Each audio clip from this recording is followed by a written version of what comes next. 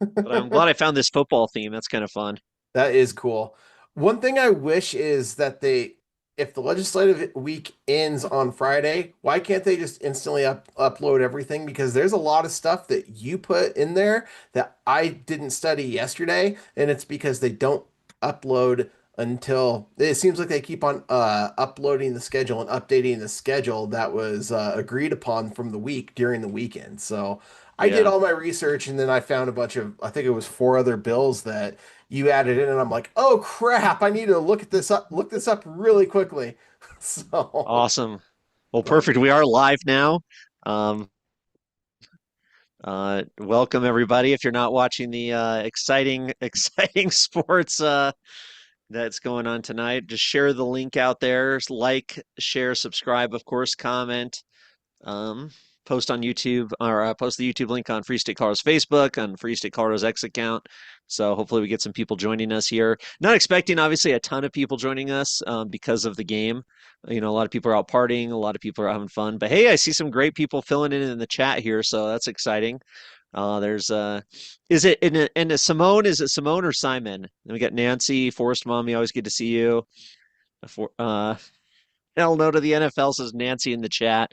And folks, if you're watching this on the replay afterwards, you know this is a recorded. We are live on YouTube here, and we're gonna have a lot of fun tonight, giving you the information you need to have a voice down at the state capitol and be informed and know what's happening. So, a lot of fun stuff. How are you doing today, Michael?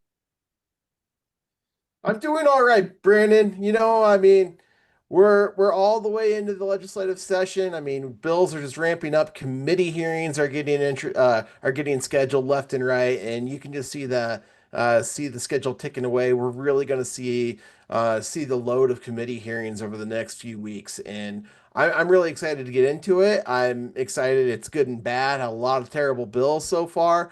A lot of swift movement on these bills, but I'm also excited for what this is going to mean in 2026. If we can get people activated, this is going to be a huge win for Colorado because the left is really showing their teeth. They're showing how nasty they truly are. They're showing how much they really hate average Coloradans. So I'm very excited for the response that we're going to see as long as we can get people activated.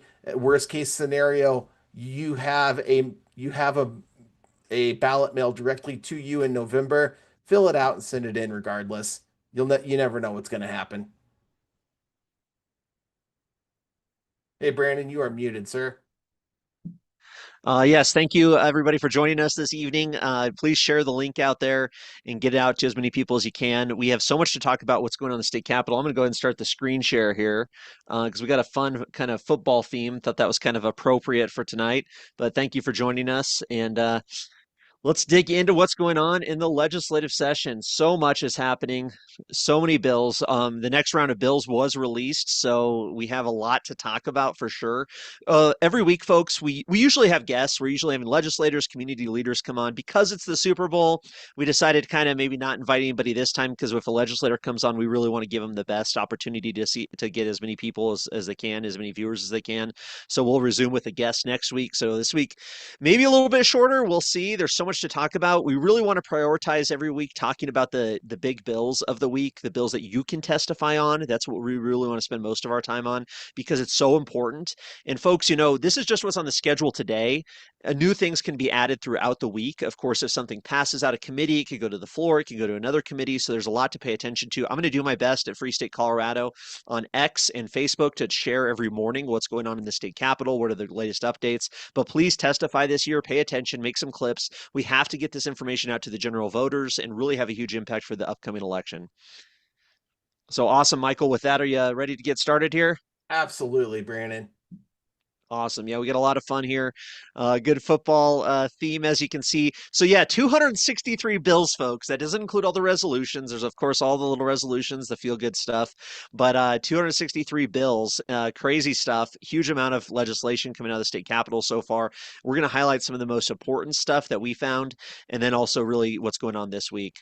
So, tonight's schedule, as always, we're going to start with some news of the week. Don't have a ton to talk about, not as much drama. Please let us know in the chat if you know of any big news news stories this last week at the state capitol. Anything we should be talking about, rumors, gossip is always welcome.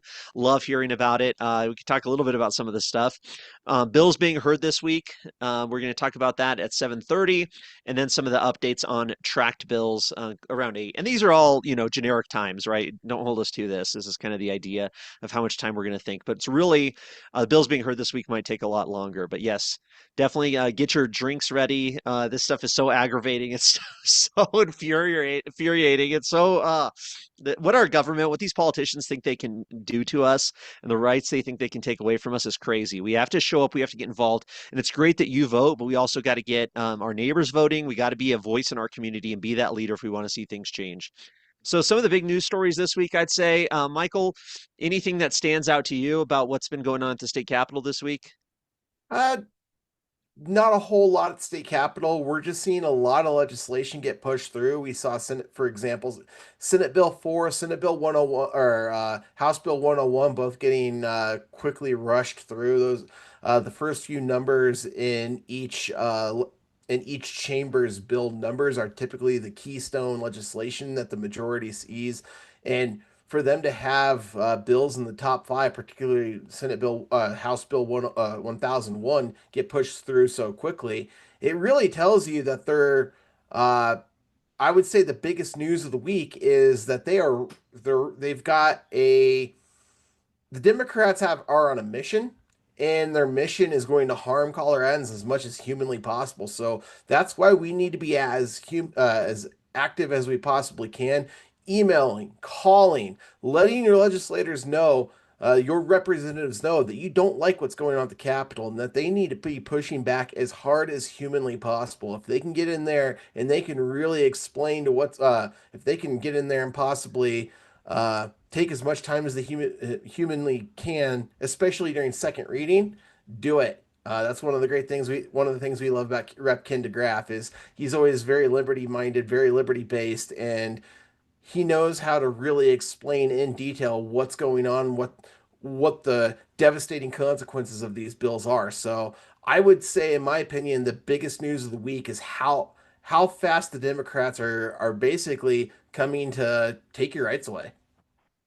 I got to bring this up. People are bringing up the guns in the chat, and there's this huge bill. A few really bad gun bills dropped this week. Three bad gun bills. We'll mention them all, but this one is probably the most controversial because there's two Republicans on the bill, and I know these Republicans were pushing back tremendously, but I think it's worth talking about.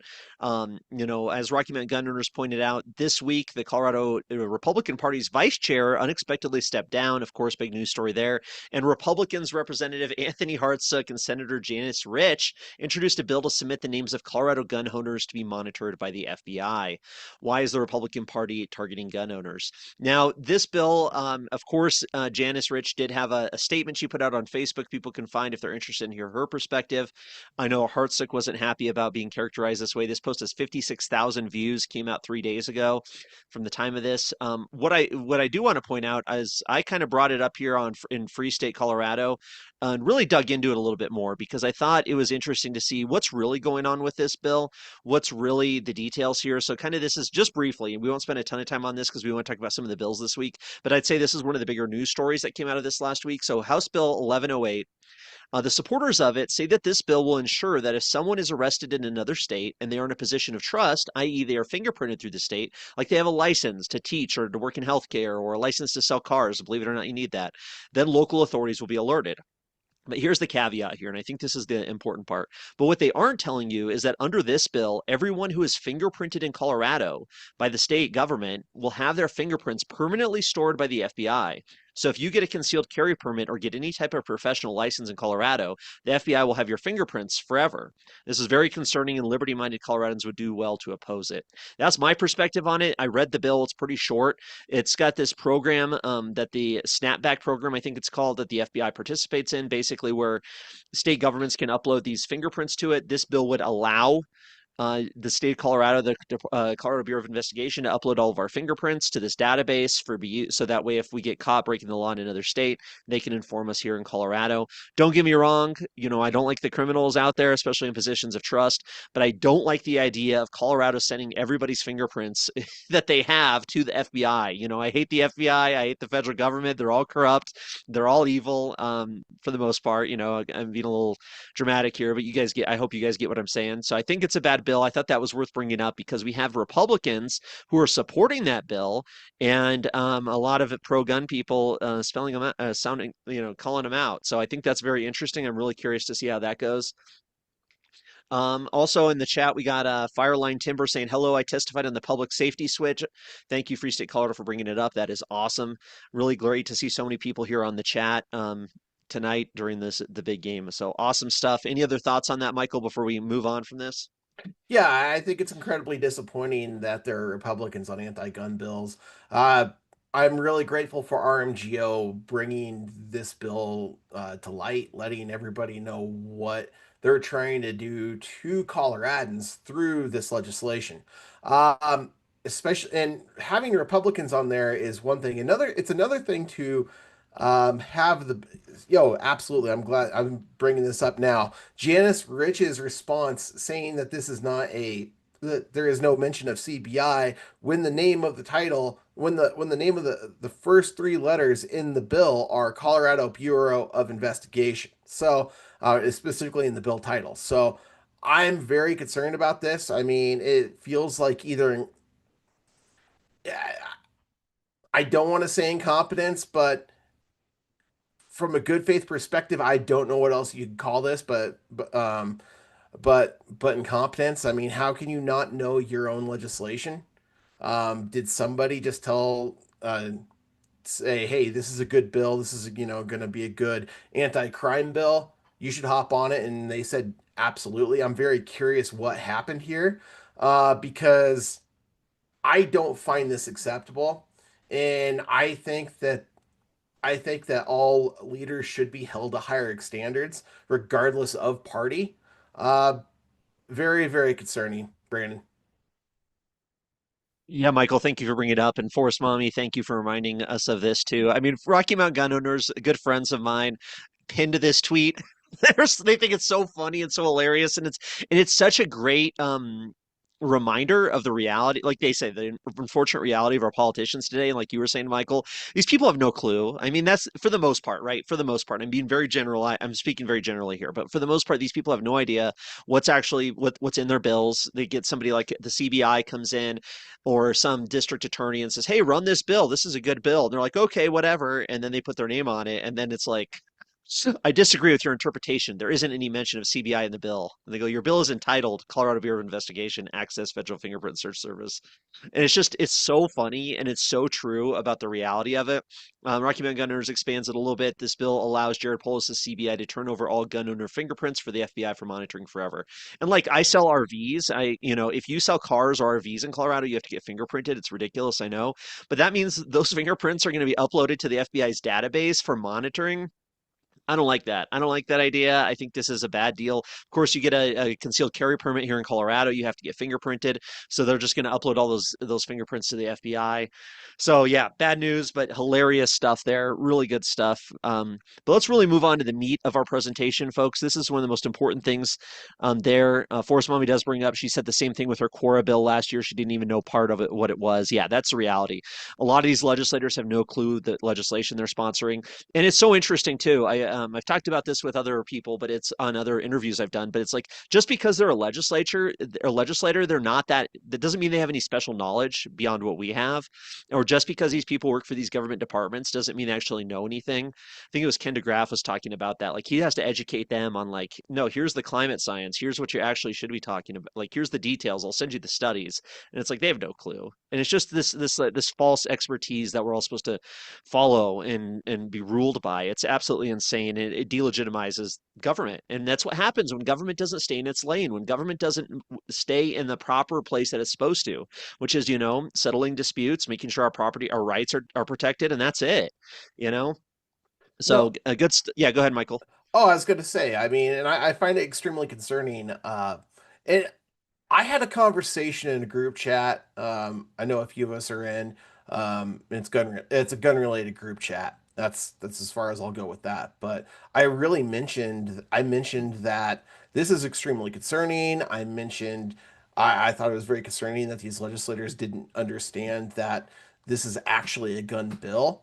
And then I had another legislator, a new legislator, come out on the defense saying, "Hey, are you going to run? Are you running for anything?" Well, I so it's really hard to be a legislator. So many people, there's only a few people that run, and even less of them win. And it was a very odd response, especially for somebody new, because there were other legislators in that chat as well, and they were like, "No, this is a absolute." Um, they were like, this is their duty. This is their obligation. If you're going to send out a bill and present a bill and be a prime sponsor of a bill, make this yours and your own. You need to understand the bill backwards and forwards. And I was appreciative of that response by that other legislator because it tells me that there are good legislators out there in Colorado, but there's also a divide where some legislators don't necessarily know, some are very tribal, and I and that's a concern. I'm grateful, and it just made me also grateful that we do have good legislators like Ken DeGraff, Brandy Bradley, etc. Because I can't imagine how terrible of a place Colorado would be without them. Yeah, definitely, definitely, Michael. And I think you bring up a good point too, because what's great about RMGO, they don't care if you're a Republican or a Democrat. If you are on a bill that affects the gun rights or gun owners here in Colorado, they're going to go after you. They're going to go after you and they're going to call you out. And they're going to tell you it's wrong. They're going to be extra hard on you if you're a Republican because you're supposed to be that line holder, base for lack of a better word, or that you're supposed to be carrying the water for our gun rights as a Republican, right? Like there's no excuses there. If Mhm. it's a Democrat, it's like, okay, yeah, we're still got to beat him up. We got to go after him, but it's expected. And it sucks. But if you're a Republican and you're on a bill that affects gun owners in Colorado, you definitely deserve to be called out. So awesome Absolutely. stuff. Awesome stuff. But let's move into Monday. So Monday, folks, tomorrow, February 9th, 2026, the House Finance Committee, we want to talk about. There's some very interesting bills being heard there. I'd love to talk to you about. So this is at 1:30 in House Committee Room 112. So this is on the first floor of the state capitol when you get down there. Now, of course, you can testify remotely, folks. If you go to leg.colorado.gov, leg.colorado.gov, and you click into committees, public testimony options, that's literally as easy as it is to sign up for a bill. You can type in the bill number. You can type up, look at this. You can look at everything. They totally revamped this year. So you can go in there, sign up to testify. You can do it from home. You can even do it from a touch tone phone number. That's how easy it is. But there's some good stuff here that I want to talk about. And there's some really interesting bills this week and bills I had not heard about on the news. Now, I got to say, Ryan Weinberg has had some challenges one way or the other, but nonetheless, he's going out with a bang. This is his last year in the legislature. He's not running again. And he's got some great bills. You got to give credit where credit's due. Great bills and some good stuff here. So, expand deduction for retirement benefits. This is a great bill. This bill would cost our state government a lot of money because it would change how our taxes are collected at the state level, our state taxable income, and basically expand those deductions that we put towards our retirement. So it's great. It's really a good bill. The fiscal note, folks, is where you always want to check to kind of get that synopsis and get some information. But this is what I love. So there's some changes this year, which I thought were interesting. But basically, the most important thing is that going forward, it'd be $58 million less that the state government would collect in our tax money, that money that we're actually putting towards our retirement. That is phenomenal. And I think that's good stuff. That's good stuff. And it even basically says in here that perpetually onwards, if this bill passes, the state government's going to lose out on a lot of that tax revenue because we're going to be able to deduct more of our money that we're putting towards retirement. So that's great. It says the bill is expected will increase state income tax revenue by 42 million this year. Don't like that, but it will decrease it by even more, 58 million. So it more than offsets that in 27, 28. The reduction in general fund revenue from expanding the retirement benefits income tax deduction is expected to be offset by increased revenue from existing trigger tax credits. In subsequent bills, when the bill no longer affects trigger tax credits, state revenue is expected to decrease by about $565 million annually. I love that. And that's what I want to see. I want to see state revenue decrease by half a billion dollars. That's how it should be. Of course, it makes me think this bill has no chance of passing. Very interesting, or it could be amended. Nonetheless, there's some tricky stuff in there with how it changes our taxes for the next year. But nonetheless, overall, if it reduces the amount of tax revenue collected by our state government, that's ultimately a good thing. Any thoughts on this one, Michael? No, I think it's great. First off, I want to address the chat. Yes, I did run. I did run in 2024 as a libertarian for CD5.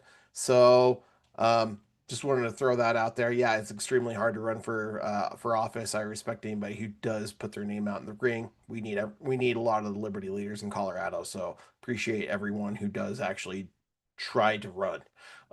Just like Forrest Mommy. Appreciate everything she did for our local area in Jefferson County. That being said, to get back to this, uh, I love this bill. I really love that when you get down to it, it's going to absolutely cut into the legislature, into the budget.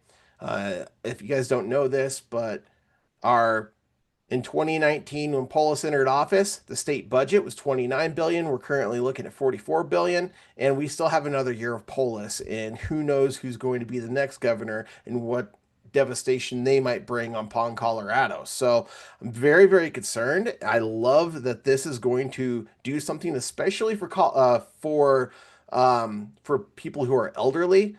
It's not easy to retire. You have to live on a fixed income, and your fixed income doesn't change. But you know what does change? Inflation. It gets more and more expensive to live. So, and that's going to hurt people who are elderly who may not be able to make the same amount of income that they used to make, even if they have to enter the job market once again, because they just can't make it on their retirement income. So, I love this bill. I'd love to see this one pass. It doesn't, unfortunately, it doesn't have a Senate, co-sponsor for the Senate, or no sponsorship, prime sponsorship in the Senate. So this can't pass the second round, pass the second reading until we get a. Even if this does pass in the House, in committee. So I'd love to see this one pass, but I, like you, Brandon, don't think that this one has a shot. No, the Democrat majority will not let any tax deductions increase. They will not let anything lower the amount of revenue collected by the state. That's for sure. Somebody in the chat also says that people can testify and it doesn't matter. Oh, it definitely matters. You can definitely have an impact. We have to show up. You know what matters is when nobody shows up to speak on a bill. And then these legislators come out and say, "Oh yeah, see, nobody was against my bill. Everybody loved it. Everybody thinks it's so good." So you got to show up, folks. You got to have an impact. We have to use it to change the narrative in our state. We can't give up. You can't give them an inch. We have to fight on every single angle we can. And if we can't give up, this is one of the worst bills I've ever seen. House Bill 1036, folks. Monday. This is one of the biggest priorities to testify on this week if you have the opportunity. You got Crazy to Tone there, and then Velasco. 1036, local taxes on vacant residential property. Concerning the authorization for a local government to impose taxes on vacant residential properties, and in connection therewith, allowing a local government to levy an excise tax based on the characteristics of the residential property, allowing a local government to create a new property tax classification for vacant residential properties, and levy an additional property tax on those properties, and allowing local governments to contract to form a local housing authority. Let's check out that fiscal note real quick. A horrible, horrible bill, total violation of our property rights. And they want to say just because you maybe have a second home, a mountain home, a cabin, you have some other property somewhere, or maybe you're on an extended vacation somewhere, traveling overseas. The fact that you are not, you can't do that without facing some sort of punitive penalty is insane. It is totally spits in the face of a free society, of this idea that we own our property, and it's so stupid. So stupid. But yeah, it's really a local government issue. If people out there aren't familiar with how our property taxes work in Colorado, there's no state level property tax. It's all local.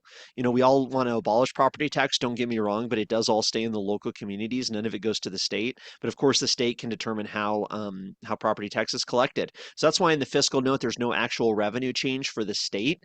But of course, it will have a revenue change and change how our local governments work. I hope this bill doesn't pass. I really hope this is the thing that helps push people to show up and vote this fall and get these bad Democrats out of office and have an impact. But ultimately, we got to get involved at our local governments as well. Say this bill passes, well, it's up to your local government to decide if they want to create a higher tax for you or not. So we can get involved locally. Even if they pass this at the state level, your local government does not have to go into this, right? Your local government, your county does not have to have a special tax for vacant residential property. So there's some interesting aspects to this one I think are so important, folks, but we have to speak up. We have to have a voice. We have to call these people out. Make clips, get this stuff out there to people. Tell your neighbors, tell your coworkers. We have to make an impact. So this is being heard Monday, House Committee Room 112 at 1:30 p.m. in the House Finance Committee. I'm really hoping I can make this one, at least virtually, to speak out against it because it's a total insult to the rights of homeowners, of property owners here in the state of Colorado. And actually, tuning into those committee hearings are important too because you can learn a lot. You can learn how the bill sponsors are presenting their bill. You can learn how they're describing it. You can have some great questions from the opposition, and then you can hear who's supporting it. Like you'll see lobbyists show up and want to support these bills or speak against it, and that is fascinating information and so important. What do you think on Brandon, this one, Michael? do you remember last year? You, me, Forest Mommy, Missy, a few others, we all testified on the Tabor bill, where they were trying to sue where the legislator wanted to sue the state to get rid of Tabor altogether. That day before that reading that we all that um, bill that we all testified on, the resolution itself, there was another bill that was going to be heard, and that was on a enterprise for insurance companies, so that way they could reduce certain costs by about 1% or so. So by um, raising a 1% fee on home insurance on the entire state. And the reason why was because they said it cost too much money, especially in mountainous areas, to fix homes because there was an affordability issue. Well, what is this going to do but create another affordability issue? Because this is going to attack absolutely everybody. The people who are struggling in Colorado, the people who are having a harder and harder time making ends meet, the people who are struggling uh, to either pay their bills, to either pay their rent, electricity, or whether or not they're going to make another car payment. Now we're going to have to deal with another tax on their property as well. So it's going to become even more expensive for those people that can't even afford to live in Colorado. So I'm very, very concerned about this bill. If you can get down there, absolutely testify against this one because this is absolutely absurd. The good news about this one, we talked about it a lot. I brought it up before. There is no prime sponsor in the Senate for this bill. Let's hope it stays that way. What's crazy too is you're going to have your local governments like prowling around your property to see if anybody's living there, right? Setting up surveillance and go, oh, this house is vacant. We can tax them more. We can have a new tax on them because nobody's living there for X amount of time. Like, you know what I mean? And it's so open-ended. They're like, oh, nobody's living there for 1 week. Let's go ahead and have a new tax on it. I mean, it's crazy. You can see some of these crazy counties do that across Colorado. So yeah, please speak out on this one, folks. We have to speak up. We have to have a voice. We have to support the good bills and support and fight the bad ones for sure. So that's what's going on And Monday. Yeah, go ahead. one last thing I want to say about this one. The way they're building these regions out is very similar, like RTD and transportation districts. They're going to do that just for property taxes with this bill. So a lot of similarities between RTD and that bill as well. So I just wanted to point that out. Definitely. So those are the two bills being heard in the House Finance Committee tomorrow and Monday. Let's go ahead and take a look here at also on Monday, and that's the House State Civic, Military, and Veterans Affairs agenda. There's two interesting bills being heard here, and this is kind of the Weinberg session, Weinberg day in this committee because he's got two bills, and they're actually great bills. Like, let's be real here. This is being heard at 1:30 LSBA, so that's the Legislative Service Building. That's the building just south of the state capitol. You have to go in kind of on that ground floor basement entrance through the metal detectors there, but definitely encourage people to speak on this bill. How great is this? House Bill 1073, limitations on bills introduced by General Assembly members. Concerning a limitation on the number of bills that a member of the General Assembly may introduce in a regular legislative session. Let's pull up that fiscal note to get our little cheat sheet here of what this bill would do. Under current legislative rules, an individual member of the General Assembly may introduce no more than 5 bills in a legislative session. Starting with the 2027 legislative session, the bill allows a member to introduce no more than 3 bills with limited exceptions. That would be amazing. Definitely a step in the right direction. Definitely limits the insanity. We had 763 bills, I want to say, if I'm right, on last year's legislative session, but we got to stop this, and this is great. We definitely would shrink down the number of bills. Of course, there's exceptions. There's different ways around it. I don't know all the details there, but of course, we see a lot of that stuff. People can read through these bills if they want to, but I think it's great. I think that's really good stuff, and it would definitely look at this. The Office of Legislative Legal Services will have a staff reduction of 7 full-time employees. Wow. Reducing the number of allowable bills by 200 each session will eliminate the need for 3 staff attorneys, 3 legislative editors, and 1 publication editor. So there we go. We're saving the city money. Legislative Council staff will have a staff reduction of 3 full-time employees. Reducing the number of bills eliminates the need for 3 fiscal analysts. The reduction in bills can also reduce the need for committee staff, IT personnel, and other session-related staff. That's great and wonderful. This is what we want to see, folks. This would be a wonderful bill, and we'd really love to see it. So don't think it's going to go anywhere. The Democrats love being able to introduce an unlimited amount of legislation and really push that through. But look at this. We're going to save the state of Colorado $1 million a year, 10 full-time employees if this bill passes. So good stuff. Good job on this one, Weinberg. Michael, what's your thoughts? I agree. We need session goes way too long. It was scary a couple years ago because they were trying to expand a legislative session, if not make it a full-time position, which or make it year-round, which would have been absolutely asinine. We don't need any more legislation put brought against the people of Colorado. We need less. So if like you were saying earlier, Weinberg's going out with a bang, this is another good bill. Definitely. And I'm going to share all these links in the chat there for people watching live. Please, yeah, sign up and testify on this one. If you got time tomorrow, sign up and testify. Talk about it. It'd be great to hear it. It'd be great to have some talking points around this one and to challenge the legislators on this. Also, in that same committee, House Bill 1074. Looking forward to this one as well. A 90-day legislative session.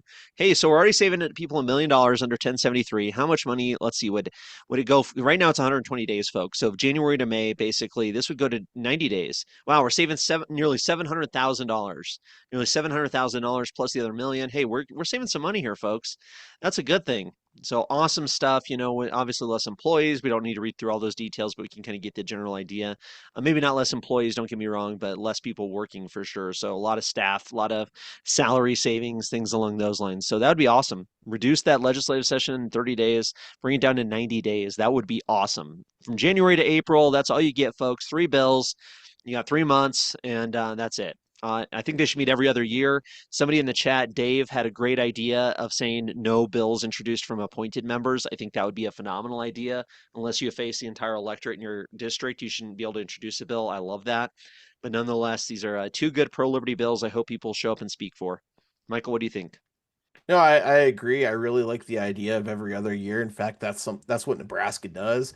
Um, if we could get less, we need to limit the amount of harm that the legislator can cause against the people of Colorado. So I would absolutely love if we could reduce the legislative session down to 90 days. If that's the case, we'd already be a third of the way, we'd be more than a third of the way through at this point.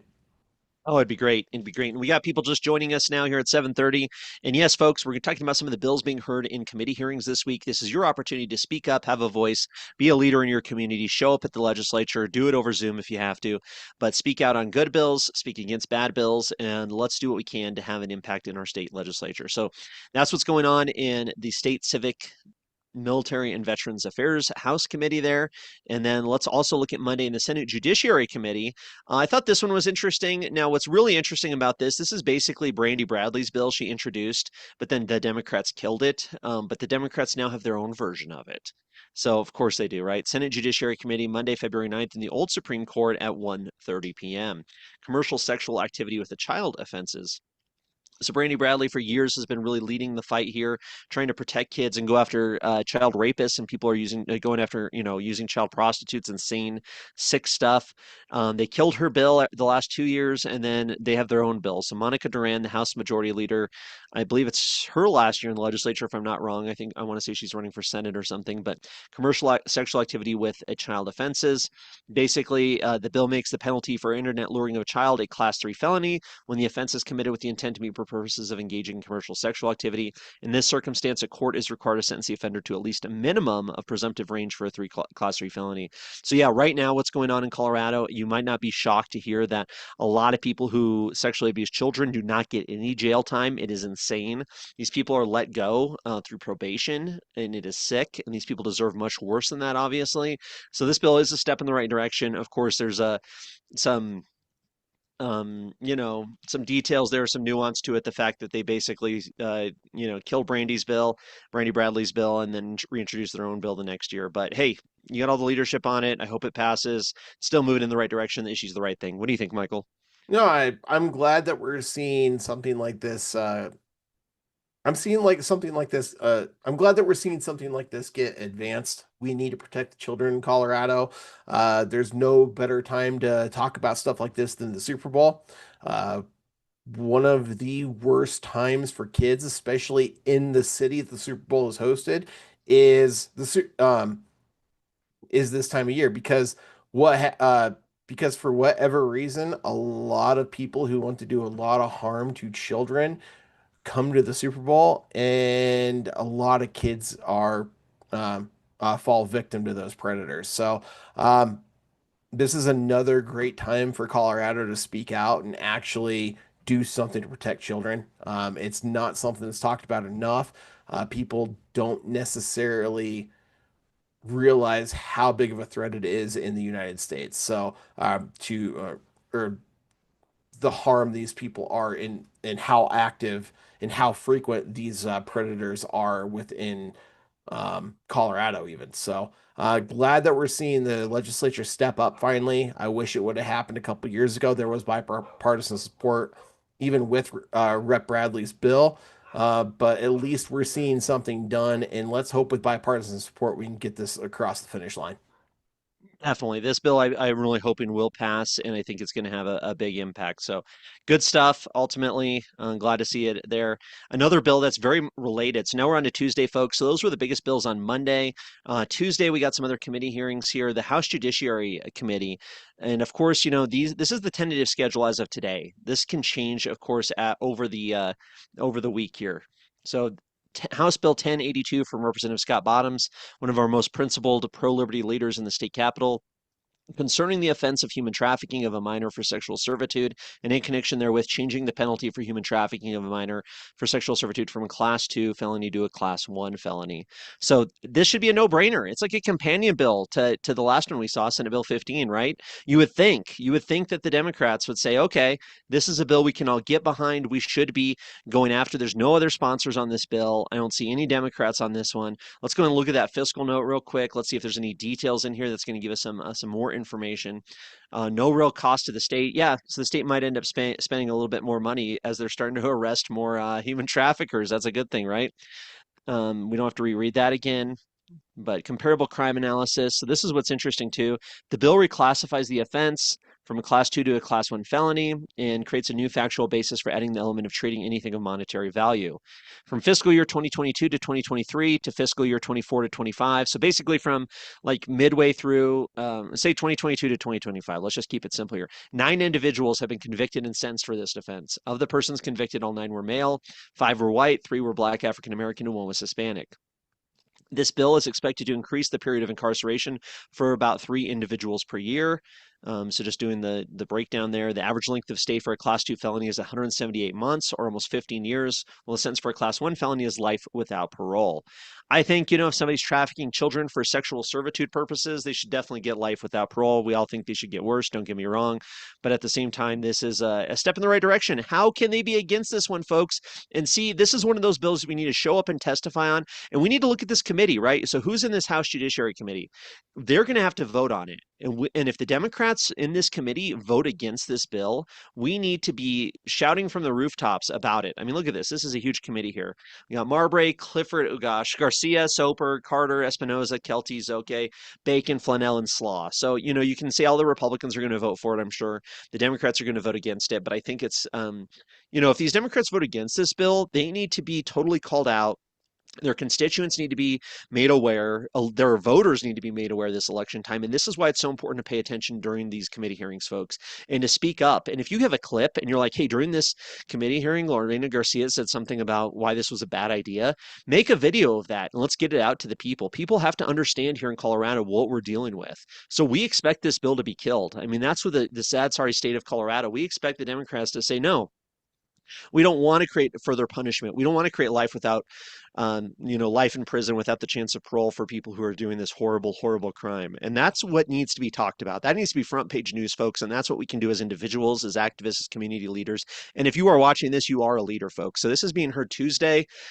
It's House Bill 1082, shared it in the chat there, being heard Tuesday, February 10th in the House Judiciary Committee at 1:30 p.m., House Committee Room 107. Please, folks, if you can, zoom in for testimony, listen to it, pay really close attention to what's going to happen during this committee hearing, and if you can show up in person, testify, please do. Michael, what do you think? Oh, couldn't agree more. These people deserve the worst possible legal limits that society will allow to happen to them. Right now in Colorado, it's just if it can be life without parole, that is what it is. We don't have the death penalty. I generally hate the death penalty, but there are certain crimes that I would not have a problem with, and this would be amongst that list.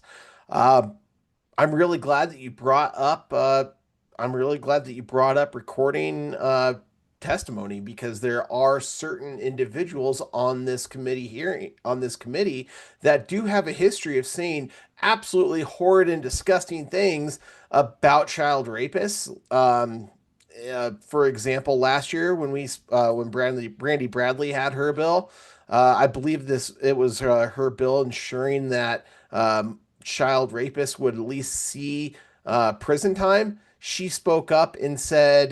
Um, she spoke up and said, "Oh, I was raped as a kid, but I would never wish prison time on my rapist." Um, that's something that needs to, if she says anything like that, that's something that needs to get broadcasted to the entire world that this woman is a sympathizer for pedophiles. Uh, that's absolutely unacceptable for anyone with that thought or worldview to have the power of a Colorado legislator. So definitely. So, folks, we got to pay attention to this one. The bill goes in through some horrific situations there. I'm sure we're going to hear a lot during the committee hearing. It's not going to be fun, but this is one we need to pay attention to, need to speak out on, and we got to stand up, folks, as a community. We have to get people involved, educated, and informed. So this is Tuesday, February 10th, House Committee Room 107, House Judiciary Committee there. So please sign up for that one if you can. All right. Also on Tuesday at 2 p.m. on February 10th, the Senate Finance Committee. This is a really interesting one. I need to learn more about it. I definitely oppose it, and I was looking at what my friends over at Colorado Liberty Scorecard were saying about it because they definitely paid a little bit more. They know more of the details than me on this one, so I'm definitely going to refer to that. But this is let's pull it up here. Senate Bill 42, revenue classification for the Taxpayers' Bill of Rights. It always makes me very nervous when these Democrats, all Democrats, want to change how revenue is being tracked or reported or used or categorized under Tabor. So that's bad stuff. So this bill here concerns the classification of certain state revenue for the purpose of calculating state fiscal year spending pursuant to Section 20 of Article 10, that is Tabor, Section 20, Article 10. Every time you see that, you know it's Tabor of the state constitution, and in connection therewith, clarifying the statutory definitions of collections by another government and damage awards. So Colorado Liberty Scorecard, which is a phenomenal organization out there, said, quote, they oppose this bill. They say, quote, despite its clarification label, the bill alters how state revenue is classified for taxpayer Bill of Rights Tabor spending limits, potentially allowing more government spending without voter consent. It expands definitions of revenue and diminishes Tabor's constraint on fiscal growth, increasing government size and taxpayer burden. So, a bad bill for sure. It seems relatively minor, don't get me wrong. Don't get me wrong, but nonetheless, this is something we got to pay attention to. We got to speak out on, and we have to really dig in to see. So interesting stuff there. I'm very nervous anytime these Democrats talk about Tabor because they hate Tabor. They want to repeal Tabor. They want to take away the need to ask voters for consent before any type of taxes are raised. That is their ultimate goal. So very concerned about this one. Even if it has a nominal, there's no fiscal note yet. I'm going to be paying very close attention to when the legislative staff puts a fiscal note here because potentially I want to see how much tax revenue this is going to change. We don't know that at this time. I'm sure they're still digging into it, but nonetheless, I think it's a bad bill. Any thoughts, Michael? No, I completely agree. I'm very concerned that there is no fiscal note yet because we all know there would be no purpose for this bill if there wasn't going to be a revenue change. And if there's a revenue change, we need a fiscal note. So I'm concerned that we don't have one yet. I'm concerned that something might be getting hid. I'm not necessarily going to blame the legislative staff for that. I could see these legislators who, when you look at these prime sponsors, are some of the worst of the worst. I could absolutely see them trying to play games behind the scenes to prevent a fiscal note from being put out as long as humanly possible. I mean, yeah, terrible, terrible Def legislators.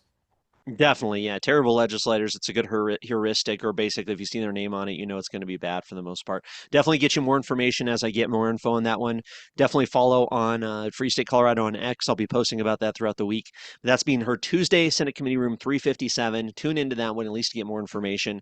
Also on Wednesday now, Wednesday, February 11th, in the Senate Judiciary Committee, search warrants provided to covered platforms. So this is interesting. This is very similar to Senate Bill 86. It's a big chunk of it, of what got killed last year.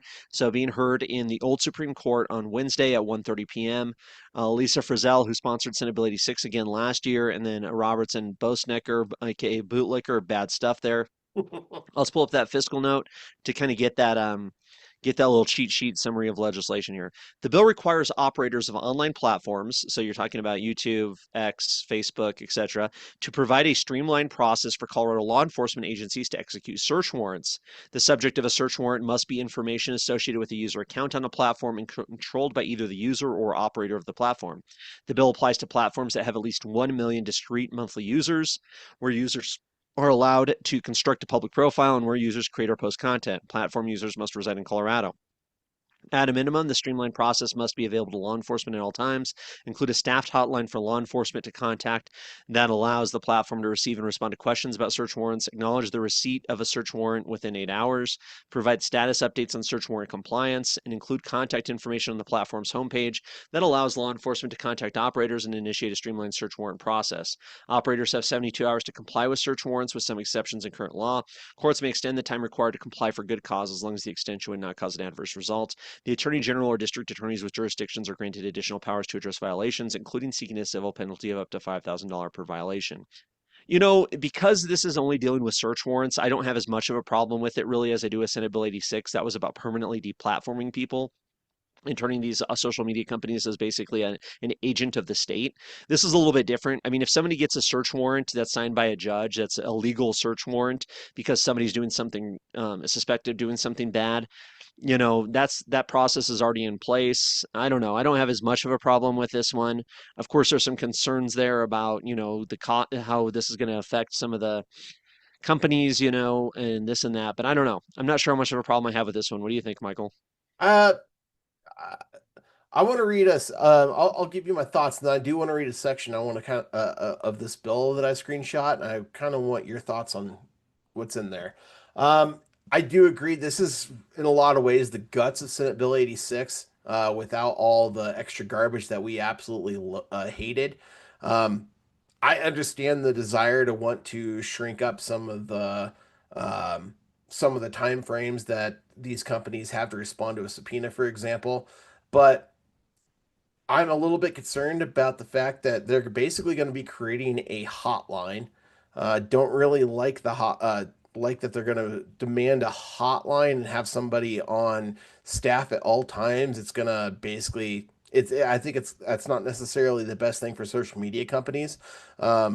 If somebody needs to respond, they still have the ability to get a hold of people. So I do think that's a little odd that they're going to create a social media hotline for stuff like this. And then I want to read this to you because I got a little bit concerned about the the idea that they might be giving them, yeah, for example, yes, line 16, make available at all times a staffed hotline for Colorado law enforcement agencies. Um, so I don't necessarily think that's necessary, but compared to what Senate Bill 86 was, I still think this is better. But I do want to read something to you very at the very bottom of page 4. Um, It's going to be on or after the effective date of this section if it appears the Attorney General or to a district attorney with jurisdiction upon complaint or otherwise that a person within or outside the state has violated this section, in addition to seeking any other relief available under this Part 3, the Attorney General or district attorney may bring action or proceeding to enjoin the violation, obtain restitution of any money, property obtained directly or indirectly as a result of this violation, obtain disgorgement of any profits or gains obtained directly by or indirectly as a result of the violation, obtain damages caused directly or indirectly by the violation, obtain civil penalties up to $5,000 per violation, and obtain other relief as the court may deem proper, including preliminary relief. So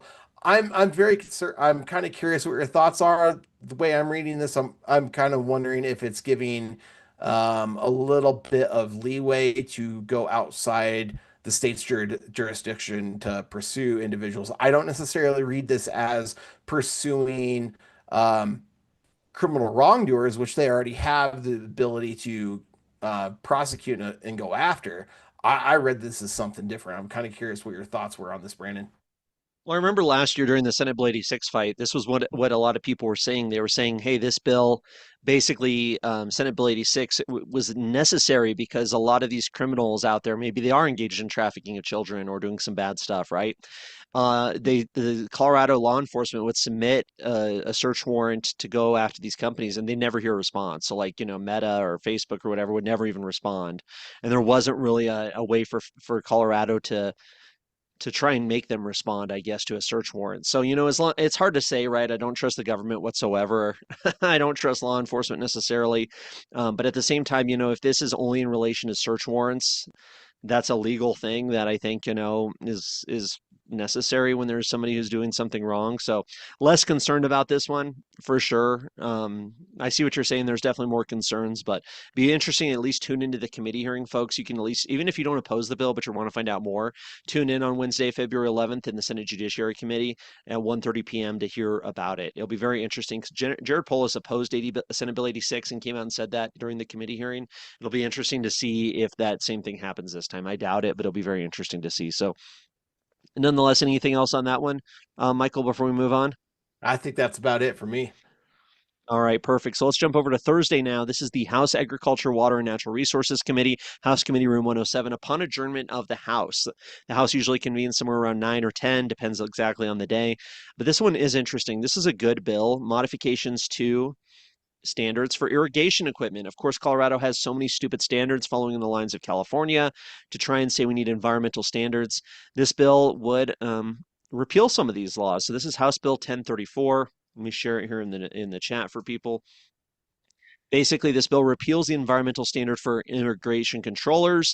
The bill also modifies the environmental standards for spray sprinkler bodies to no longer require that spray sprinkler bodies include a check valve and require that sprinkler bodies are certified to the program rather than requiring the spray sprinkler bodies meet the water deficiency and performance criteria of the program. So, minor thing, folks, don't get me wrong. This isn't going to make us a free state overnight, but it's the kind of things like this where they say, okay, this year we had too strict of a rule. It was kind of a dumb rule under our state law. We had to adhere to these certain environmental standards, and that's just started this year. So my guess is they passed a bill, they realized it kind of went too far, wasn't necessarily the right thing to do, and then they're like, no, we need to repeal that piece of the bill and change that because it actually is not what we wanted to do. So don't get me wrong, not a life-changing bill. Maybe for people involved in this, it is. But it seems like it's a better bill than most of the ones we're seeing. So I'd say a support position on this. You got Dusty Johnson and Rod Pelton, who are mostly good. Megan Lukens wouldn't trust her at all, but nonetheless, a decent bill. Any thoughts on this one, Michael?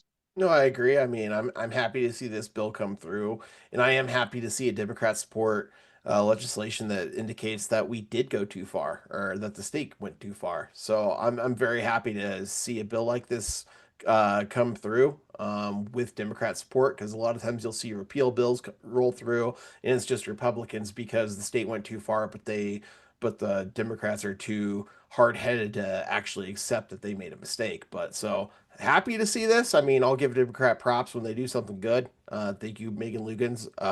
That doesn't mean that I like a lot of the decisions she makes far and away. I think the majority of her bills that she supports are bad. So But yeah, I agree. I like the bill. I hope it passes. Perfect. So also on Thursday, in the House State Civic, Military, and Veterans Affairs Committee, upon adjournment of the State House, February 12th, in LSBA, Legislative Service Buildings, Room A, across the street, two interesting bills. I think this first one is great. The second one I think is mostly great. I'd love to learn more about it. This is House Bill 1140, Local Government Impact Hearings, concerning a requirement that the staff of the Legislative Council facilitate a limited number of local government impact hearings for certain legislative measures during the regular legislative session. So I think the goal here, from what I understand at least, is that Ty Winter and Rod Pelton are trying to basically say, hey, listen, sometimes we pass a lot of things in the state legislature without really finding out that getting enough input from our local governments. So this bill would allow the Speaker of the House, the Minority Leader of the House, the President of the Senate, Minority Leader of the Senate, to each select up to 5 legislative measures to have a local government impact hearing during a regular legislative session. A local government impact hearing is a dedicated time that is at least 1 hour and not more than 2 hours at the beginning of a scheduled committee hearing for a legislative measure during which one or more local governments or organizations that represent local governments may present testimony to the committee regarding the potential effects of the legislative measure on local governments within the state. So I think that's good.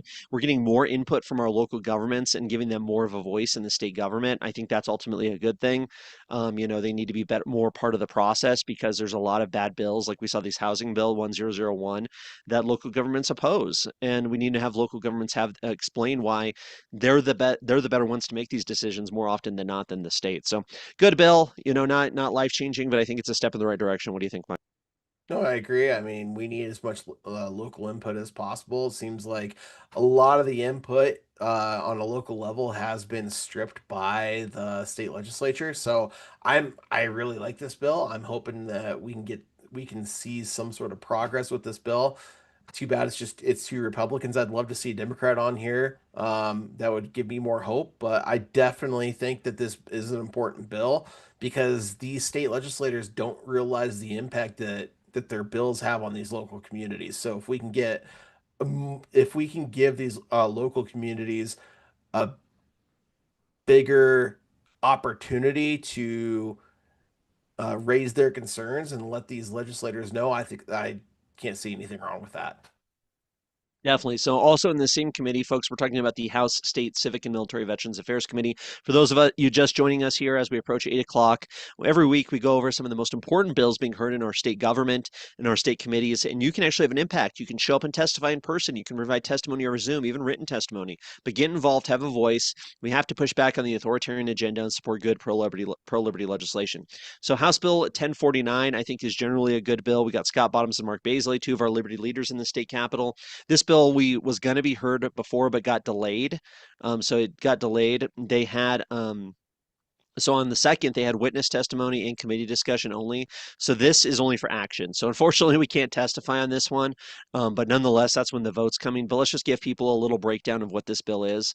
1049. Of course, we have so many concerns these days about surveillance, about the idea of the state government using all this data they're buying. Well, check this out. So this bill says that it would prohibit the unlawful use of personally identifying features in digital depictions, including a person's fingerprint, voice print, scan or record of the eye retina or iris, and facial map, facial geometry, or facial template. Using one of these features without a person's permission is a Class 5 felony, and using a feature without permission to intentionally harm the person depicted is a Class 4 felony.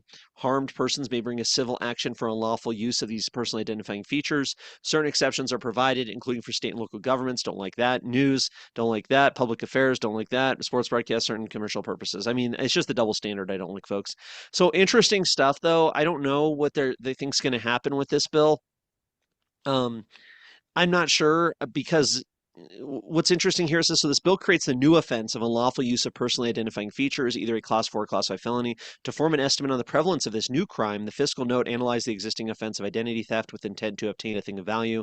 A Class 4 felony is a comparable crime. From 22 to 25, 1,439 offenders have been sentenced and convicted for that existing crime of identity theft. Of the persons convicted, 838 were male, blah, blah, blah, blah, blah.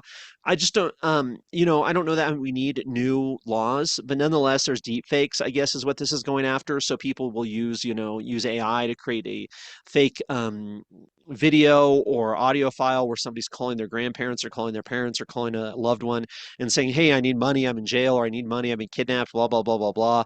So this bill would basically go after those people who are doing these digital depictions for For revenue, of course, I'm very concerned because Colorado is a one-party state where we can record phone calls as long as one party consents. I'm worried that that would go away with this. That's one concern I have. So that's one big thing. So I don't know. I don't know. I don't like the idea necessarily that I couldn't make a um, facial map of somebody without their permission. Like if I wanted to use make a picture of Jared Polis, would that be illegal here? I don't know. Using AI, you know what I mean? We do that kind of stuff all the time. So I'm not sure about this one. I need to learn more. I'm concerned about it. I'll definitely have to look into it. What do you think, Michael? No, I mean, as the week's gone on, I've thought about this bill more, and I agree with you. I'm concerned from a free speech perspective about this bill. These are two normally fantastic legislators. I would like to talk with them more about this bill and see where the limits on the bill are. I could think of one person. I could think of Natalie Tennant. Recently came out with a video or with some videos where she had recorded somebody one party consent and she exposed a lot of stuff that this individual was doing. I would, I don't want in the future going forward for Colorado to become a two-party consent state and prevent something like what Natalie did to really expose other individuals. So I would love to make sure that there are certain safeguards. And just like you're saying, I mean, for example, a Jared Polis video with a Jared Polis image with Grok, I would love to make sure that we could protect our free speech so that way people can still have free expression, particularly free political expression. I would hate to see something like that be eroded under this legislation. So I definitely would love to talk with Senator Baisley or Rep Bottoms about this bill. Definitely very curious on it. It is being, you can go back and listen to the previous committee hearing, but they are going to vote on it this Thursday, February 12th. So we'll see where it goes from there for sure. So that's what's going on in the House State Civic, Military, and Veterans Affairs Committee this Thursday. Moving on, also on Thursday, upon adjournment of the State Senate Committee Room 352, the Senate Business, Labor, and Technology Committee. This is a bill I'm very concerned about, the age attestation in computing devices, Senate Bill 51. The bill requires an operating system provider to provide an accessible interface at account setup that requires an account holder to indicate the birth date or age of a user on that device, to provide a signal regarding the user's age bracket to applications available in the covered application store, provide an application developer that requires an age signal with respect to a particular user, the technical ability to call an age signal. So basically, they want to make it so that they can tell how old you are using a computer. The idea, of course, protecting kids, but I don't like this. I don't like the idea that there's these requirements on computer companies on operating systems. It doesn't make sense to me that this is a good thing, but that basically you'd have to have a system set up in terms of they have to get the age range of somebody be use it that are using it, and then they have to submit that to other companies. I don't like this idea whatsoever. It's moving us in the direction of digital ID. So bad news for sure. I really want to listen to this one, learn more about this bill, and ultimately speak against it. What do you think, Michael? No, I agree. I mean, I don't like this bill either. I mean, I agree. This is bringing us down a very slippery slope that politicians love to bring us down, in multiple areas of political life. Uh, yeah, I mean, the bill. One of my big concerns about this is the bill claims to not go after parents or users, but the bill is very heavy-handed. um, it's got a very heavy-handed approach to the individual companies as well as the app developers. It's going to be operating, they're going after operating system providers as well as app developers with this bill. And you can see it's either going to be a $2,500 fine for negligent violations, or if it's an intentional violation, that's $7,500. That doesn't sound like a lot, but that's per individual case. So if 1,000, let's say, for example, they an app developer decides that they don't want to that they or I shouldn't say decide, but let's say they forget to add this age attestation um uh code to their app, and 1,000 kids decide that they're going to download this app with their parents' permission. That's going to be 1,000 kids. I mean, we're talking $2.5 million. That's going to that's going to crush most individuals. So, individuals from most companies that are out there, except for your big companies. So, $2.5 million for 1,000 kids downloading this. it was an unintentional mistake, I mean, that's a huge red flag. That's a huge issue. So, I think that this is a heavy-handed approach. I don't necessarily like yeah, I don't like this one, and I'm very concerned about what this bill means if it passes going forward for a digital ID. Because we know that both parties, we've seen from Nikki Haley to other individuals try, and even in Colorado, they've tried to add mandatory requirements for internet for digital ID verification, and that includes like your driver's license. So I'm very concerned that that's where we're headed with bills like this. Yeah, bad news, I think, ultimately bad news. It's not the role of the government to track people's ages and then decide which companies should be which programs people should be able to use or how they should be able to interact with technology based on their age. It's up to the parents. Bad bill. This Thursday, folks, in the Senate Business, Labor, and Technology Committee. Tune in. You can listen. You can watch. It's upon adjournment of the Senate, so you kind of got to pay attention because there's not a set time for that. It could be as early as 9:30. It could be as late as 11. It could be later than that even. So definitely check it out. Really encourage people to speak on this one, get involved, have a voice, and let's pay attention. Let's see what's actually going on in our state government. Also on Thursday in the House Energy and Environment Committee there in the Old State Library at 1:30 p.m. is this crazy data center bill. It's so dumb. It's so dumb. And I really want to defer to what this bill is so complicated. It's insane. Like, look at this. The bill creates data center development incentive program operator. Like, it's like, and then there's like, it goes on and on and on. There's all these different sections to this bill, and it has to do with these utilities, and it has to do with certification and this and that. I don't like the government really trying to get their little fingers and grubby fingers into what's going on technologically wise. I don't think that's a good thing. We saw the disaster that's happened with AI legislation that the government that they now have to totally revamp because they made a dumb mistake. These politicians are not smart enough to push this kind of legislation through. They don't know what's actually happening. I'm pulling up a Liberty Scorecard here, wonderful website. You definitely need to check that out if you haven't already.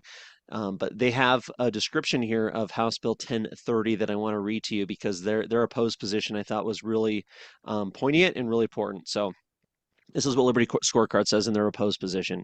Well, marketed as facilitating data center development, this bill creates a new state authority and an incentive program that awards 100% state sales tax exemptions and imposes prevailing wage and labor requirements. These are classic government-directed economic development tools, picking winners, distorting markets, and expanding state authority in private investment decisions. And that's exactly what it is, folks. It's these state politicians coming in and really deciding, oh yeah, you follow our rules here, you're going to not have to pay taxes, you do this, you do that. It's just market manipulation and creating this whole new office of economic development where the governor is going to appoint people. There's going to be all these people making all these decisions about data centers. I don't think that's a good idea. I think it's stupid. It's not the proper role of government. This is a bad bill. House 1030 should be opposed. If you're in the data world, if you're in this industry whatsoever, I highly encourage you to tune in to hear about this bill and see what they say. But what do you think about this one, Michael? It's crony capitalism, plain and simple. It's government interfering in the free market, and then they're going to try to impose something that's already happening, but in a drastically less efficient manner. And it's all because of a government created problem, which is the overregulation of the energy industry, as well as the industry. So, a ridiculous problem. This is government coming in to create a. This is a government solution for a government problem that would go away if government just got out of their own way in the first place. I want to point out something too. I don't know if people know this, but you can actually search in the Secretary of State's website for lobbyists. You can type in a bill number and see who supports this bill. So Colorado does require lobbyists. If you're a professional lobbyist, you have to register with the state government, and then you put your positions in. So it's very interesting to see. I just shared the link in the chat there, but you can see who opposes this bill, who supports it, who wants it to be amended. It is absolutely fascinating to see how that goes. There's 274 lobbyist positions on this bill, a mixture of monitoring, amending, opposing.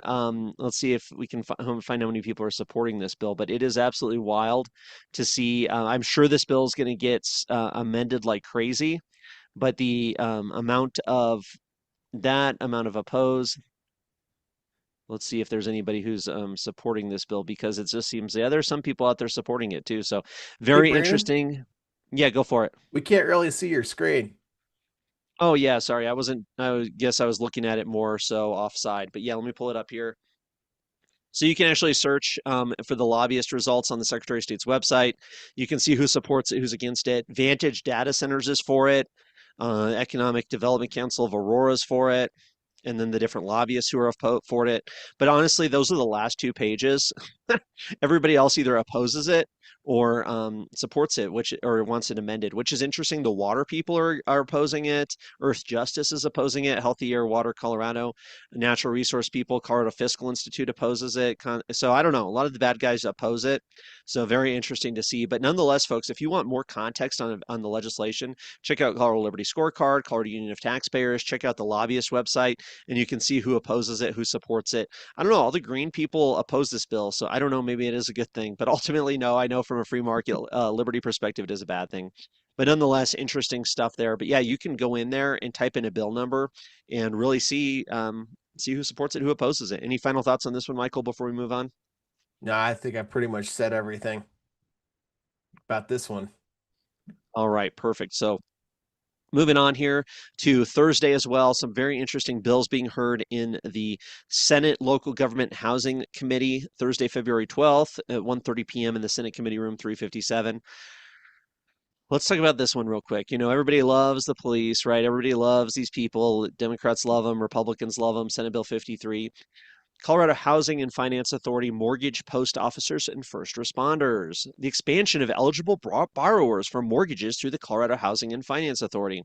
This kind of stuff I hate because it's really they're giving special privileges to agents of the state, right? Like you and I can't get these special mortgage programs, right? Like we have to deal with what we have to deal with, that every single person in Colorado has to deal with.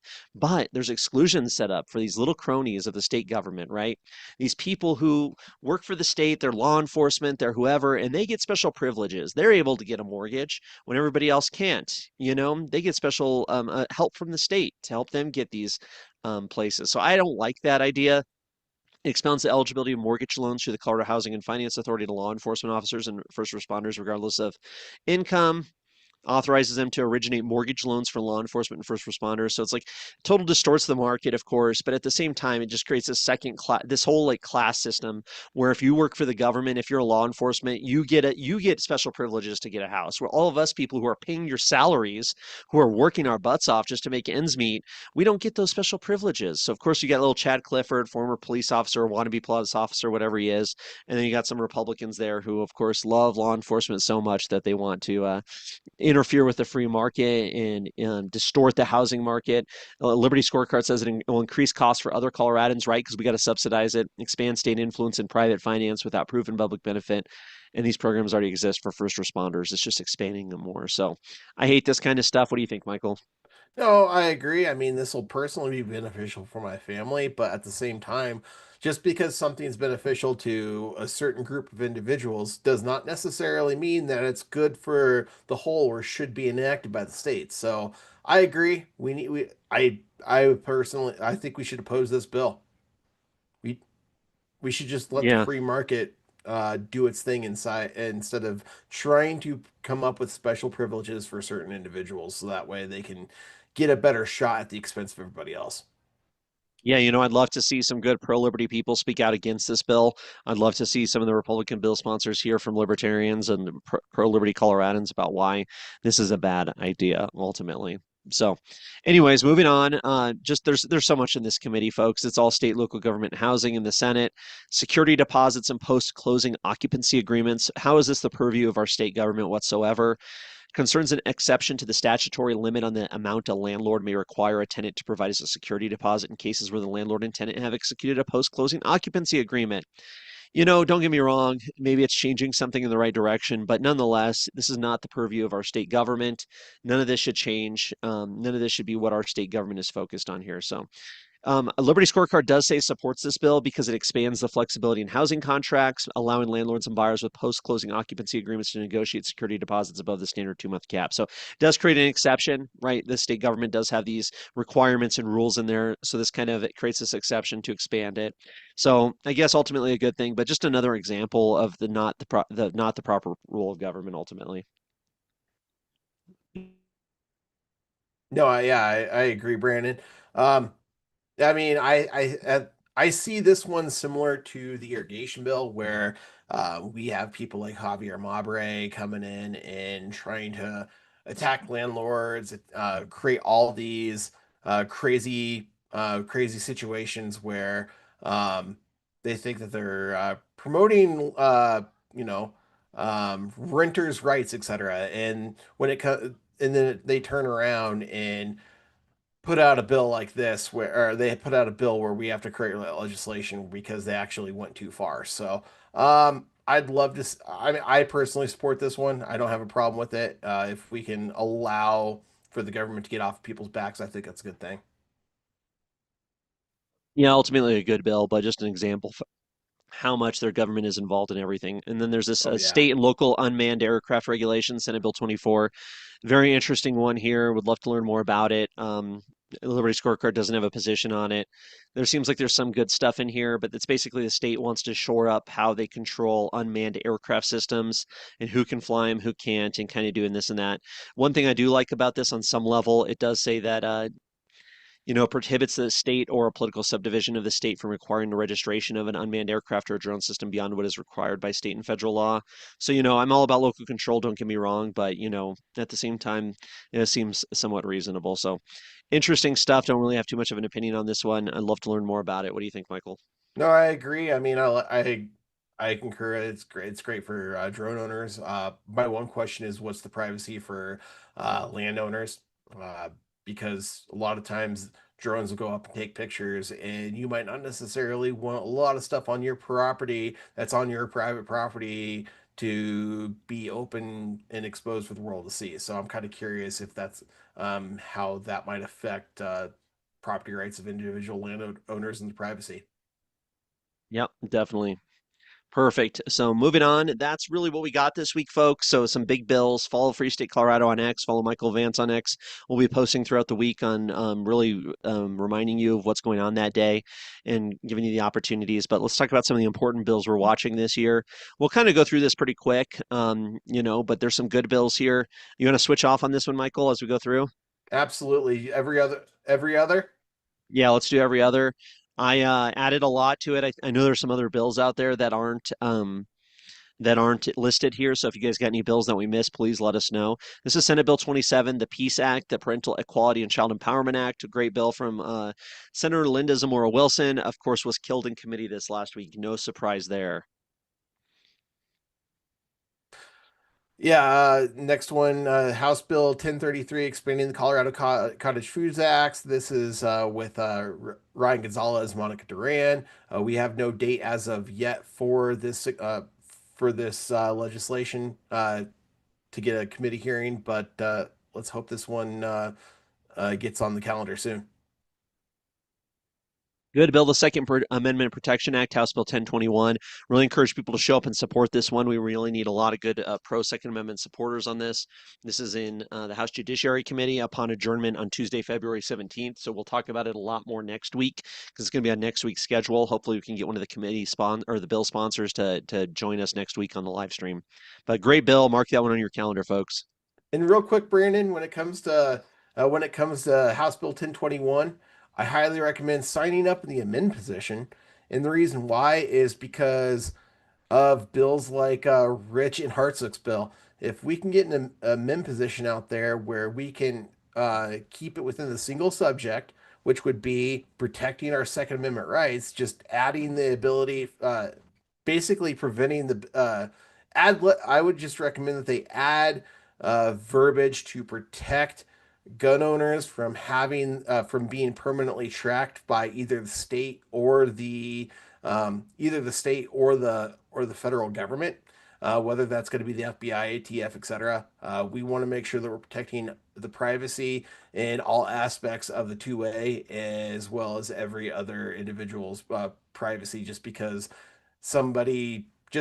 you decide that you want to purchase a gun or you want to get a concealed handgun permit, etc., that doesn't mean that you should be permanently tracked for the rest of your life just because you want to exercise your two Second Amendment rights, protect yourself, protect your family, or protect the country. Definitely, no good points. Uh, House Bill 1037 ban government purchase of personal data from third party. This is a good bill from Ken DeGraff with Rep. Bacon and Senator Cutter. We have no date as of today. Yeah, we'll keep you updated on this one. Really, really great bill there. House Bill 1048, the back to school sales tax holiday. I'd love to see sales tax holidays start to make an introduction here in Colorado. It's going to be heard February 19th in the House Finance Committee, so we'll definitely be talking about it more next week. Senate Bill 28, removal of wind energy from state energy goals.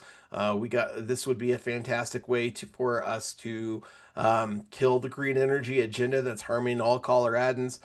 This has a hearing scheduled for Wednesday, February 18th in the Senate Transportation and Energy Committee. Definitely. Another good one challenges meeting the 2030 emissions rules. And I want to just read what Liberty Scorecard says about this. They say, quote, this bill introduces needed flexibility into Colorado's aggressive 2030 climate mandates by allowing utilities to adjust timelines without sacrificing grid reliability or overburdening ratepayers. So good bill. Senate Bill 22 will keep you updated on that one.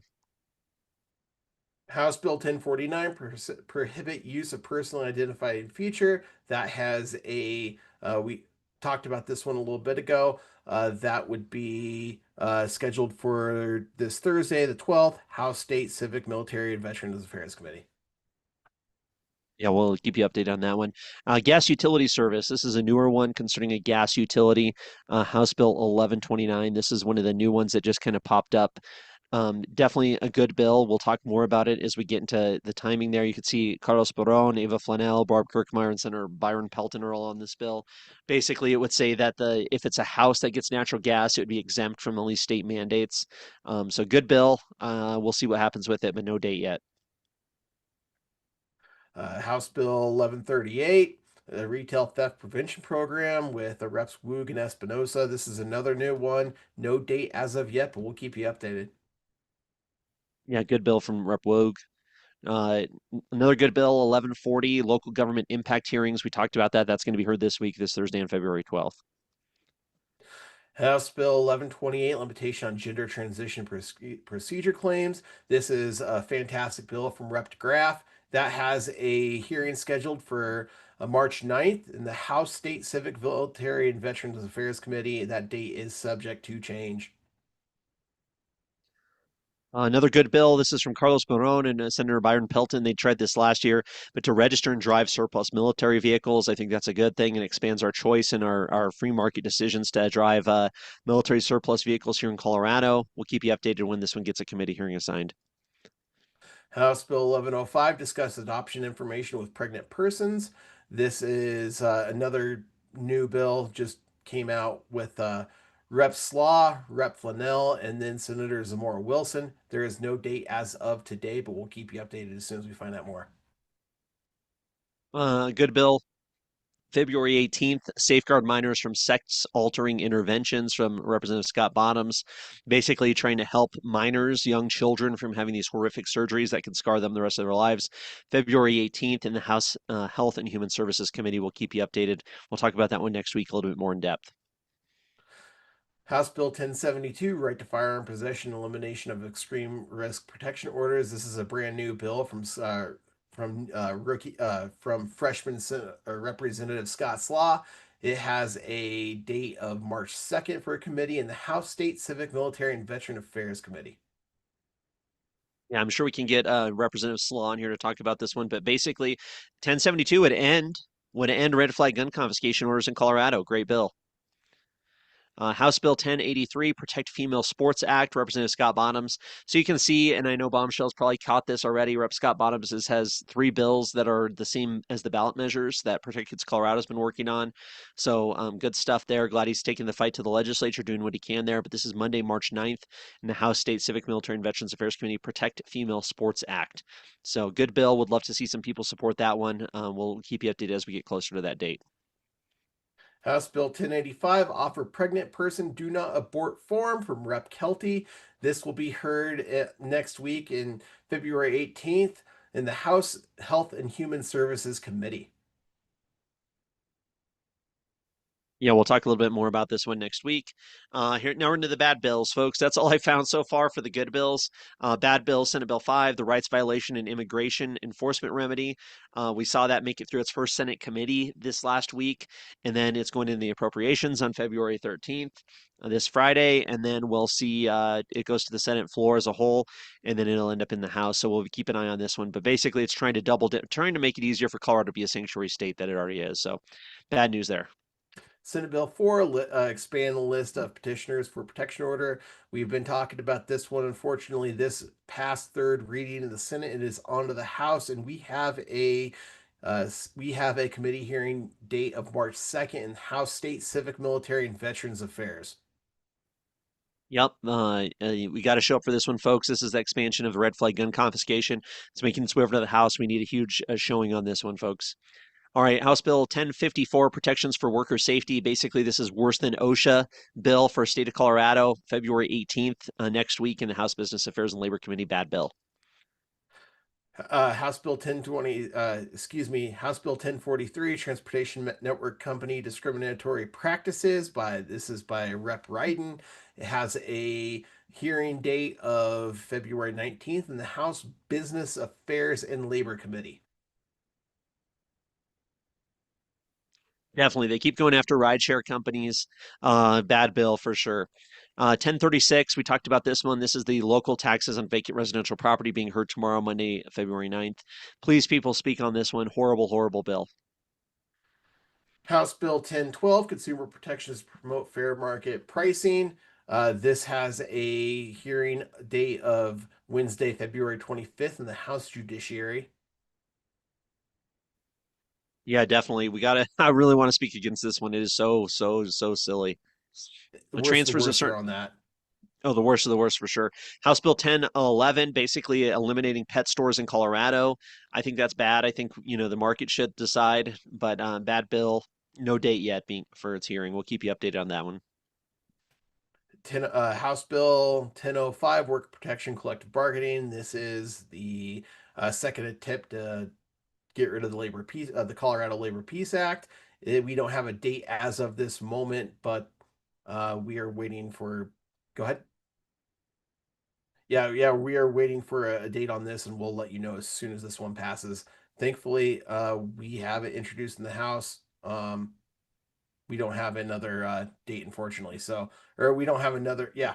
So, Yeah, I didn't note it on huh? there, but it did pass the Oh, it did. Business Affairs and Labor Committee. It passed its first committee on the 5th this last week, and now it's going to go to Finance, unamended to Finance, but we don't have a date for when it's going to be heard in the Finance Committee. So I didn't put those notes in there, and that's why I just wanted to pull that up to show people. It did pass out of its first committee. You may have seen that in the news.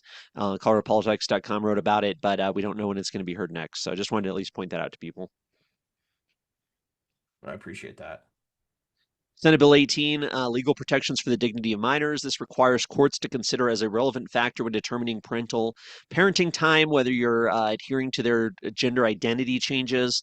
Dangerous bill that violates the rights of parents. No date yet. Senate Bill 18 will definitely keep you updated there. Senate Bill 32, promoting immunization access. If you guys don't remember, if you don't remember our friends from the last few years that absolutely hated medical freedom, this is another bill from them. So, from our friends that absolutely hate medical freedom, I would highly encourage if you have the opportunity to stand up for your medical freedom. And let these people know that this is a terrible bill. They're trying to basically expand legislative immunity for big pharma within Colorado. That's a huge problem. Uh, what immunity has basically destroyed the vaccine mandate. And vaccine mandates have absolutely wrecked big pharma and made medicine even worse than it used to be. Because when you had the free market able to come back at these individuals and use their legal rights, they were it was a legal check and a fiscal check on these companies, so that way they could not harm you. So with that freedom, they are allowed to um, put out worse quality product and then not have to suffer the legal consequences for harming you. So please get out there, and um, if you have the opportunity to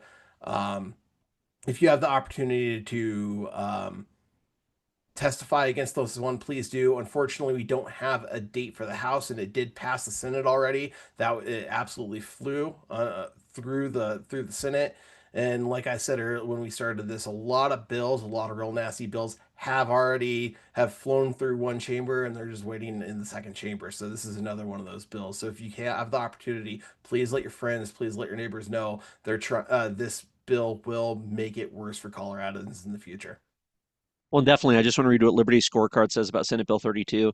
It expands state control over vaccine policy, mandates broader insurance coverage definitions, and grants regulators and boards discretion over immunization schedules and prescriptive authority. This undermines individual medical choice, increases regulatory burdens on providers and insurers, and shifts critical health decisions from patients and doctors to government authorities. So, plenty of reasons from a pro liberty perspective to oppose that horrible bill. House Bill 1001, the housing developments on qualifying properties. Definitely want to talk about this one more. I have to applaud the Republicans in the state House who really fought so hard against this one. They did a great job bringing up all the talking points and really pushing back. It's on to the Senate now. We'll keep an eye on it. But basically, this is part of Jared Polis's plan to increase development, basically trying to override local control and say, hey, the state's going to determine what your zoning policy and your housing policy should be in your local community and not allow the people in their local communities to make their own decisions. So bad news, horrible, horrible bill. Senate Bill or House Bill 1148, protections for youth on social media. This does not have a date. We'll keep you updated as soon as we get a committee date scheduled. Definitely another one that I'm worried about with digital ID type stuff. 1144, prohibit three-dimensional printing firearms and components. Gosh, I'm definitely going to be talking a lot more about this one. This is an anti-free speech bill. It's a book burning bill, basically, book banning bill, where it says if you have a book that has printing information, digital PDF telling you how to 3D print firearms, that's going to be illegal in Colorado. A total First Amendment violation. Of course, a Second Amendment violation, absolutely horrible. The worst of the worst there. We'll keep you updated when there's a committee assignment for that one. House Bill 1137, requirements for campaign consultants. This will be heard in the House State Civic, Military, and Veteran Affairs Committee on February 23rd. You can see some of the worst of the worst, especially Rep. Tone and Rep. Lorena Garcia. So, if you have the opportunity to, if you have the opportunity to get down to the Capitol on this one, please do. Yeah, and we'll be talking more about it as we get closer to it. It's really interesting. It's really, really interesting. I think there's some violations there of our constitutional rights, but we'll talk about that later. House Bill 1126, requirements for firearm dealers. This is basically creating a registry, a gun registry, forcing the firearm dealers to adhere to these ridiculous standards that make no sense except to put them out of business and control who has access to firearms. Definitely the hallmarks of an authoritarian society. Sirota, Woodrow, and Kip have no place in politics, should be run out of the state and are an embarrassment to the free people of Colorado. Horrible, horrible bill. Will be heard on March 2nd. We'll be talking about it that week. So on March 1st, we'll talk about that on that live stream. House Bill 1149, Legislative Committee testimony required oath. So, uh, basically, yeah, I'm very disappointed in this one. Really hope that we can get down there to the Capitol on February 19th in the House State Civic, Military, and Veteran Affairs Committee. I'm really hoping this one does not pass. Really don't like how this one might be attacking individuals' free speech, and how far they can go with a bill like this. Yeah, it's just insane to me that Pelton and Winter would be on there, that you would have to require a witness would have to take an oath in order to provide testimony to a legislative committee. It's like, don't we have freedom of speech? Don't we have the ability to petition our government with having to get some sort of oath to say that what we're saying is true? I think it's going too far. I'm hoping this bill will be killed as well. House Bill 1125, bad bill from good friend Representative Randy Bradley and Senator John Carson. This is basically assessing penalties on parents when a minor violates laws concerning the usage of certain electric vehicles. So your kid goes out there and breaks the law on an electric vehicle, on an electric bike. They're going to come after you as the parent and hold you accountable. I don't like that idea. I don't think we need new laws.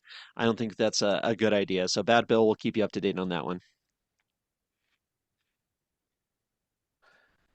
House Bill 1113, modifications to elections. You can see Sirota Wallace Wilford on this one. Another terrible bill. Going to be heard February 23rd. House State Civic, Military, and Veterans Affairs Committee. Yeah, we'll dig into this one. That's a really big bill. There's so much to, they're going to change everything about elections in Colorado with this bill, or at least modify them. Not a single subject, bad bill ultimately. Uh, House Bill 1108, Colorado Bureau of Investigation, access to federal fingerprint search service, authorizing our CBI, Colorado Bureau of Investigation, to access the federal FBI's fingerprint search service, allowing authorized agencies to receive notification on activity of individuals who received. So, people can read this bill if they want. If they don't agree, they think that Hartsook and Rich are right on this one. But I mean, if you read the bill, basically, um, it says basically we can the bureau, which is CBI, is authorized to submit applicant fingerprints to the Federal Bureau of Investigation to be retained in the FBI's wrap-back service. Not enough right there, folks. The fact that the CBI is authorized to submit your fingerprints, anybody in Colorado's fingerprints, to the FBI where they're going to be retained, I don't like that idea. I don't like that idea. So bad bill ultimately. Um, February 18th, we'll talk about that one a little bit And more next week for sure. because it's all records, that includes guns. So this is absolutely a gun bill, regardless of what somebody might tell you. House Bill 1114 allowed minimum lot size for subject jurisdictions. This is uh, this is absolutely a massive breach of authority from the state. No date scheduled, but we'll keep you updated as soon as we get a committee hearing set for this one. Definitely. It's another one of those that overrides local control, trying to force housing policy. Voter transparency and ballot measures. Now, don't get me wrong, I love transparency. I want to learn more about this one, but right now I'm in a opposed position because I know who's sponsoring it, and they're definitely going after Advanced Colorado. They're going after people who are supporting ballot measures to change our state constitution or our state government because the legislature has been so egregious and so tyrannical. They're really trying to go after people who are trying to use our right, our God-given right to petition the government and our great Colorado ballot laws that allow us to petition the government and have these petition rights. And this is going against it. So we'll talk more about that going forward. It's going to be heard on the 23rd as of right now. Very ironic that that's happening from the party of quote unquote democracy. I mean, very, very ironic that they are pushing a bill like that. Definitely, definitely bad news, folks. That's all for this week. Got a lot of good information out there. Definitely a lot of fun. Really appreciate everybody joining us. Of course, even during the Super Bowl there, but I think it was a good time. It's important to get this out there, important to get this information to the people. We have to keep talking. We have to keep this conversation going. We have to show up. We have to testify. We have to bring people's attention to what's happening in our state government. Most people have no clue that this is even happening. So it's our job to do what we can as informed citizens, to have a voice and to stand up and speak out. And we are going to be free one day, but it's going to take a lot of work. And if we're not involved in the legislature, then we're not going to be able to be successful at that. So ultimately, that's what it comes down to. But Michael, any kind of final thoughts here as we wrap up for this week? Yeah, I'm gonna beat this like a dead horse, but let your friends, let your neighbors know what's going on, and then tell them how they can help, and then let them know that they have the opportunity to make Colorado a greater place in the immediate future. But that's going to require them doing the work. But if we all get together, we all do the work, we will take this state back. So appreciate everybody for sticking around during this, especially during the Super Bowl, and coming over here instead of watching a terrible game. So saw the final score, know what happens. You didn't miss much. Awesome. Well, yeah, appreciate everybody. Every week, 7 p.m., we're going to get back to having legislators, community leaders on as guests every week. I'm really hopeful we'll get some people on next week talking about their bills that are going to be heard and talking about some bad bills. So we're going to keep you informed. Watching this, you can be one of the best informed people in Colorado with our state government, our state legislature. So really appreciate you joining us. And we got to keep it going. We're only getting started here, folks. We're going to take back Colorado, or actually not take it back. We're going to take it to a whole new place of freedom and liberty. So appreciate everybody who's along for the journey and the people who are fighting. We need more people in the fight, that's for sure. But appreciate you, Michael, as always. Thank you, everybody, and we'll talk to you guys soon. Appreciate y'all.